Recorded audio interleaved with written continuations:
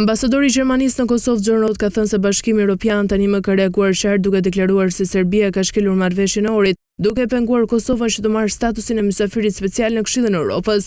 Më tej Roth ka deklaruar po ashtu edhe se Gjermania qëndron krah Kosovës, duke e mbështetur këtë të fundit për anëtarësim të plot. Bashkimi Evropian ka reaguar me forcë. Veprimet e Serbisë në Këshillin e Evropës po pengojnë përparimin e Kosovës, shkelin marrëveshjen e Ohrit. Gjermania qëndron me Kosovën duke mbështetur aspiratën e saj për anëtarësim të plot në Këshillin e Evropës dhe duke ndihmuar në sigurimin e votave bazuar në meritat e saj, ka shkruar ai. Presidenti serb Aleksandar Vučić atë premten pas një bisede telefonike me presidentin rus Vladimir Putin, si Kremlini mbështet autoritetet e Serbisë, ndërsa ato përballen në protesta antiqeveritare në rritje. Protesta kundër korrupsionit u dërishën nga studentë universitar janë përhapur në gjithë vendin ballkanik. Gjatë 4 muajve të fundit, sikur 15 persona humbën jetën nga pasojë e shembjes së një satije në stacionin e trenit Novi Sad, qyteti i dytë më i madh i Serbisë. Në një postim në llogarinë e tij në Instagram, presidenti Vučić tha se presidenti Putin biseduan për atë që ai e përshkroi si një revolucion me ngjyra.